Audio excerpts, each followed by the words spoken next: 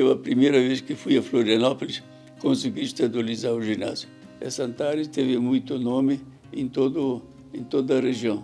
Olá, seja bem-vindo a mais uma história. Hoje nós vamos conversar com o seu Benito Ronchi, que mora no centro de Rio do Oeste.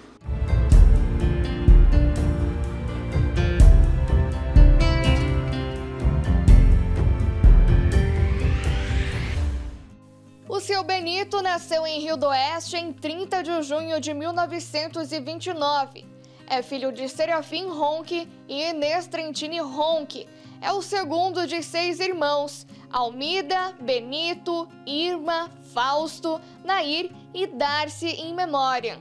A casa onde eu nasci era uma casa de madeira, onde meus pais construíram após o casamento, e eu, como os irmãos, nós nascemos nesta casa de madeira. A minha mãe era muito dedicada à agricultura, à lavoura.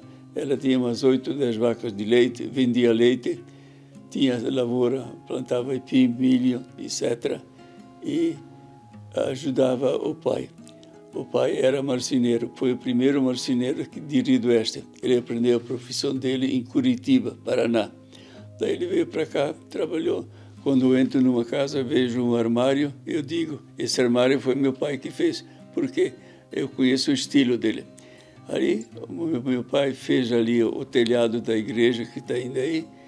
Depois ele fez o altar. Naquele tempo o altar era tudo recortado de madeira. E daí também aquela cruz que está lá na igreja de madeira foi meu pai que fez. Então meu pai tem muita história aqui em Rio do Oeste. O telhado do seminário também foi meu pai que fez. Então, tudo isso como o primeiro marceneiro de Rio do Oeste. Ele relembra alguns fatos da infância. Então, quando tinha mais ou menos 10 anos, no primário, e o comércio aqui de Rio do Oeste passava todo de Itaió, passava por Rio do Oeste. Rio do Oeste não tinha asfalto, é tudo estrada de chão. Então, quando era tempos chuvosos, os carretões encalhavam. Às vezes tinha carretão com 4 cavalos só, outros com mais peso colocavam 6 cavalos, 2 que puxavam do lado da roda traseira com a chave redonda. Então, quando que encalhava, nós ficávamos tudo contentes, porque os cavalos davam pegadas. E tomara que encalha, só para ver os cavalos dar pegada lá. Então foi uma época muito bonita para nós, ver os cavalos puxar, assim, encalhando, descalhando. Um carroceiro ia ajudar o outro com o cavalo, às vezes puxava até com 2 cavalos a cada lado. Dá 4, 6, 8 cavalos para puxar o carretão. O carretão ia até de arrasto embaixo, porque tinha buraco, né?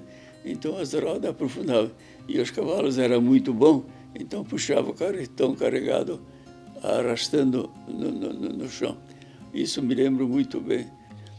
Essa aqui é a lousa que a gente usava na aula das irmãs quando lecionava, e as irmãs, elas lecionavam oralmente, e nós com uma caneta, um lápis também de pedra, nós escrevíamos em cima da lousa, ficava tudo escrito para depois memorizar.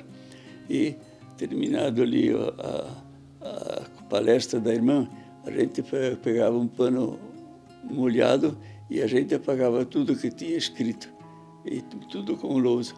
Às vezes a gente, sem querer, quebrava uma lousa, tinha que comprar outra, porque essa era pedra. Então, assim, é tudo pedra-lousa. Essa aqui é uma pedra que eu ia para a aula com ela, a pessoa, né? E já que estamos falando de aula, ele conta um pouco da trajetória nos estudos. Ainda novo, eu fui estudar, fiz o primário aos 8 anos, e depois do primário, eu entrei no seminário, com 12 anos.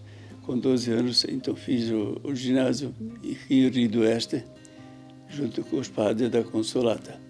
Fiz o primário todo e depois, aos 15 anos, nós terminamos o ginásio em Rio do Oeste e eu fui enviado, junto com os demais colegas, para São Paulo. Nós fomos para São Paulo, uma viagem muito interessante. Nós fomos de caminhão aberto, atrás aberto com tábuas de madeira, e o dono e o motorista era o falecido Afonso Scherzer. E numa dessas, a viagem era toda de sobe e desce, e um lançante dessas aqui, o caminhão perdeu o freio. Então começou a desandar na velocidade que dava. E nós pensávamos que o motorista tivesse soltado o caminhão por querer. E nós achávamos que era muito bonito correr morro acima e morro abaixo. Em vez, faltou freio. Quando chegou lá em cima, no alto do freio, no primeiro morro, ele não pôde parar. No segundo morro, ele chegou até no alto e parou. Aí fomos até Caçador, de ônibus, de caminhão. De Caçadores, pegamos o trem que vinha de Rio Grande do Sul para São Paulo. Aí viajamos a noite toda até São Paulo. E em São Paulo, pegamos o ônibus e fomos para São Manuel, 300 quilômetros para o interior. Ali em São Manuel, nós fizemos a filosofia e a teologia durante 6 anos. Terminada a filosofia e teologia, eu fui ordenado sacerdote junto com os demais colegas pelo arcebispo Dom Henrique Golan Trindade, em Botucatu fomos condenados. Ordenado sacerdote, eu fui nomeado diretor no seminário de Erechim, Rio Grande do Sul. Aí fiquei 2 anos. Depois daí, o padre Natal Facchini, diretor do seminário de Jaú, São Paulo, ele foi enviado para Roma para continuar os estudos. Então me pegaram de Erechim e me mandaram a Jaú no lugar do padre Natal Facchini. Ali continuei diretor durante 3 anos. Terminado esse tempo, eu fui nomeado novamente diretor de um seminário lá em 3 de Maio. Aí nós fizemos uma campanha para a construção do seminário dos Padres da Consolata. A agricultura principal naquela região era engorda de suínos gordos. Nós fizemos uma campanha maravilhosa. Ajuntamos 752 porcos gordos e mais 22 cabeças de gado gordo para matar para a festa. Então foi uma campanha fenomenal.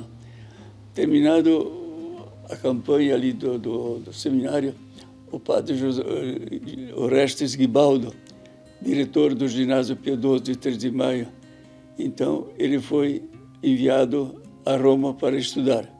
Aí me pegaram novamente e me enviaram a 3 de Maio, no ginásio, tomar posse do ginásio Pio XII. É um colégio de 600 alunos. Então ali fiquei vários anos e quando o padre Orestes voltou novamente para o Brasil, eu então tinha já terminado os estudos e fiz a Faculdade de Ciências e Letras pela Universidade de Santa Maria, Rio Grande do Sul. Depois disso, ele foi para o Canadá e, em seguida, para os Estados Unidos aprofundar seus estudos em filosofia. Nessa época, aproveitou para aprender o inglês e o francês, as 2 línguas oficiais do Canadá. Após 5 anos e meio, eu fui nomeado novamente em voltar para o Brasil e fui enviado para Rio do Oeste como professor de inglês e francês. O diretor naquela época era o padre Salomão Serafim, meu colega de classe. E ele tinha muita dificuldade em conduzir o ginásio e ele não gostava mais. Um dia ele me disse: Padre Benito, faça favor, faça uma reunião para mim, para os pais, ver se vai melhorar um pouco. Eu não sei como falar e você sabe falar muito bem, então conversa com os pais, vê se eles vão pagar os estudos, que assim não dá. Os professores precisam de dinheiro para lecionar e nós não temos como pagar os professores. Muito bem, aí eu conduzi a reunião como achava que devia ser e após a reunião a coisa mudou. Aí começou já a entrar dinheiro para pagar os estudos e a coisa foi indo. Isso era pela metade do ano. No fim do ano, o padre Salomão foi nomeado de vigário em Pouso Redondo e o superior me nomeou diretor do ginásio José Alamano em Rio do Oeste. Ali tudo bem, continuei o ginásio ali como professor, me saí muito bem, e só que o problema era para mim também, era o pagamento dos professores. Ali então, o que aconteceu? O padre Afonso Durigon, superior nosso daí, como tinha muitas dificuldades em conduzir o ginásio, por falta de dinheiro para pagar os professores, então ali ele chegou e me disse: Padre Benito, por que você não vai a Florianópolis ver se consegue estadualizar o ginásio? Daí eu disse: Padre Afonso, as irmãs tentaram 3, 4 vezes estadualizar o ginásio e não conseguiram. Mas você tenta também. Tudo bem. Aí abaixei a cabeça e fiquei quieto. E depois de 10 dias eu peguei a caminhonete, a Chevrolet do seminário e fui a Florianópolis sozinho, sem deputado nenhum, sem político nenhum. Chegando lá, foi marcado um encontro comigo com o secretário da Educação, Simão West. Ele era ex-seminarista salesiano e eu, padre. Então a nossa conversa intrusou logo.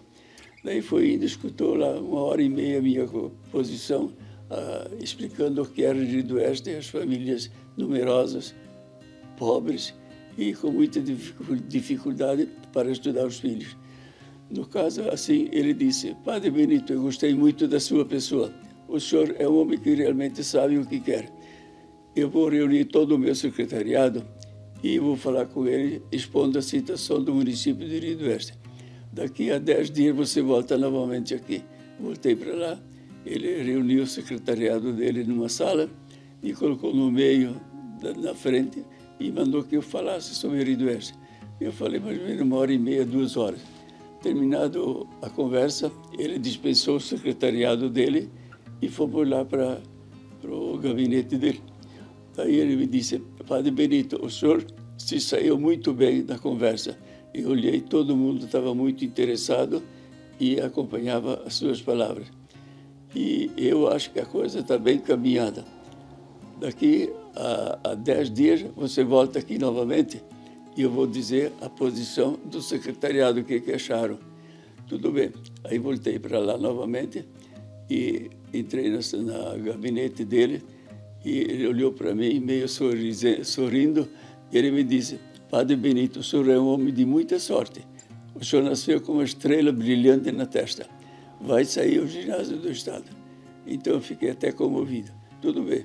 Dali a 3 dias ele me pediu que eu voltasse novamente e voltando lá já estava no diário oficial a criação do ginásio Alamano para o ginásio pedicionário Mário Nardelli. Então as irmãs tentaram 3, 4 vezes, não conseguiram. Eu, a primeira vez que fui a Florianópolis, consegui estadualizar o ginásio. Então essa ali é uma criatura minha, sem intermeio de nenhum político, e então é obra minha. Hoje estou muito contente em ver toda essa juventude estudando de graça, tanto rico como pobre. Daí eu fiquei diretor do colégio ali durante vários anos.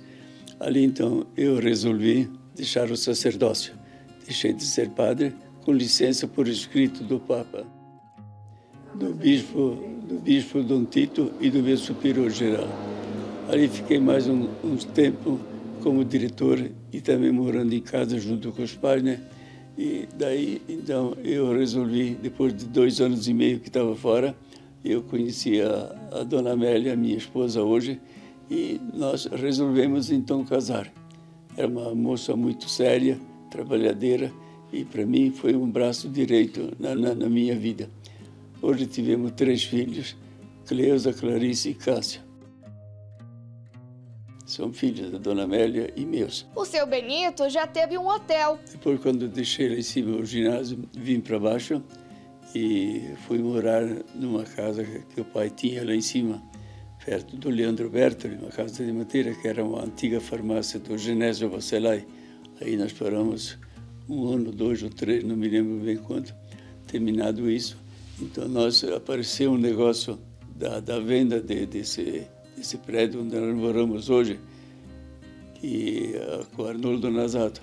Então, nós resolvemos comprar esse prédio. Eu tinha um terreno aqui embaixo que dava da Rua 7 até no Rio. Então, eu dava uns 6, 7 hectares de terra. Eu dei aquele terreno em troca do prédio aqui. Ali, então, nós abrimos uma lanchonete, né, muito bem equipada. Depois, em seguida, começamos a abrir refeições a meio-dia e abrimos também o dormitório que tinha sido fechado. Então, a coisa funcionou muito bem. Foi ele quem trouxe a primeira balada para Rio do Oeste. A ideia de construir uma danceteria nasceu de uma viagem que fiz a Goiás. Lá em Goiás, na cidade de Porangatu, nós paramos lá e lá tinha uma lanchonete tocada a música, tinha uma música, a juventude estava assim de gente e ficava e se divertia, tomava, etc. Tudo assim. Achava uma coisa muito interessante para a juventude. Aí, quando voltei de lá, eu falei para o meu irmão Fausto, que tal uma coisa dessa lá em Rio do Oeste? Achou uma coisa muito bonita, um lugar de diversões da juventude. Eles cantam, se divertem, tomam, brincam, etc., namoram. Digo, olha, essa é uma coisa boa. Eu voltei para Rio do Oeste, fui onde que nasceu a discoteca. Ali, então, eu abri a discoteca aqui, a pedido da juventude, aqui no prédio do lado, aqui na sala do lado. Foi criada uma discoteca com o nome de Cactus.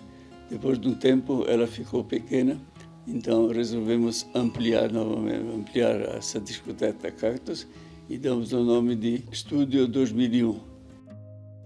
Aí, mais adiante, ficou pequena ainda, resolvemos então comprar um terreno na Rua 15 e construímos um prédio novo, Antares Danceteria. Essa Antares teve muito nome em toda a região e se saímos muito bem. A Antares, infelizmente, teve seu fim em 2018. Agora restam as boas lembranças. Falando nisso, quem não lembra das delícias que eram feitas quando existia uma lanchonete anexa à balada? Aqui tinha uma comida muito procurada, era o X-salada. Então, aqui em Rio do Sul já tinha o X-salada. E daí, então, eu falei com a Amélia, eu vou a Blumenau, vou aprender a fazer o X-salada. Fiquei uns 2 dias lá em Blumenau, visitando as lanchonetes e vendo como fazia o X-salada. Perguntava como é que fazia os temperos da carne, etc., os demais ingredientes que colocavam. E aprendi a fazer o X-salada. E também os bolinhos ao molho, que foi criação da Dona Amélia. Mas o X-salada, então, ficou... Ainda hoje o pessoal fala do X-salada que a Dona Amélia faz. Um X-salada muito bom, gostoso. E quem trouxe o primeiro X-salada para o Rio do Oeste fomos nós. E também o bolinho ao molho. A Amélia fazia um bolinho de manhã cedo, colocava com molho, temperado tudo. E de tarde ainda, o bolinho era igual, não mudava nada. Dos temperos e dentro de uma travessa de molho. Além da discoteca, eu sempre tive muito amor à agropecuária. Depois eu tinha plantação de arroz também, 6 hectares de arrozeira, e coloquei também 2 granjas de frango pela Perdigão, 110 mil frangos cada uma. Sempre fiquei muito agarrado ao gado e negociei muito gado na minha vida, até hoje. Mas mudando de assunto, o seu Benito mostra com orgulho as inúmeras fotografias tiradas por ele mesmo. Eu sempre gostei da arte fotográfica. Eu tive sempre máquinas muito boas e essa máquina Rolleiflex é uma máquina alemã muito boa. Na época, quando eu comprei, era a melhor máquina que tinha. Essa máquina me acompanhou no norte do Brasil, me acompanhou no Canadá, na província de Quebec. Depois do Canadá fomos em Buffalo, nos Estados Unidos. Aí, de Estados Unidos, eu fui para a Europa, visitar a Roma, a Itália toda, e tirei muitas fotos. Todas as fotos que eu tenho são fruto dessa máquina que eu tenho aqui na mão. Uma máquina muito boa. Tira aqui em cima tem o visor, né? Aqui você tira essa aqui da frente. Aqui você enxerga aqui na frente e daqui aí você regula aqui do lado você regula a máquina. Uma máquina muito prática. Hoje eu não fabrico mais essa máquina aqui, porque tem outras máquinas mais modernas, né? mas no meu tempo era uma maravilha de máquina. E quando estava no Canadá, então eu mandava revelar fotografias. Daí um dia o fotógrafo lá, que era um japonês, que tinha a revelação, daí ele me perguntou: "Senhor padre, por que as fotos do senhor são sempre melhor do que as dos outros padres que vão revelar aqui? Que máquina o senhor tem?" Eu falei: "Ah, está explicado então." Ele continua firme e forte na caminhada. Pois é, então minha família agora foi sempre muito unida. 2 genros maravilhosos, que se entrosa perfeitamente com a família. Todos os domingos a gente se encontra ao meio-dia para o almoço e assim a gente passa a vida conversando, trocando ideia de um para com o outro. Um ajuda o outro e assim a nossa vida vai tocando para frente. Depois tem então 2 genros e tem uma neta, Mariana, muito inteligente e muito querida. E essa foi mais uma grande história de vida. Obrigada pela visita, uma ótima semana e até domingo que vem.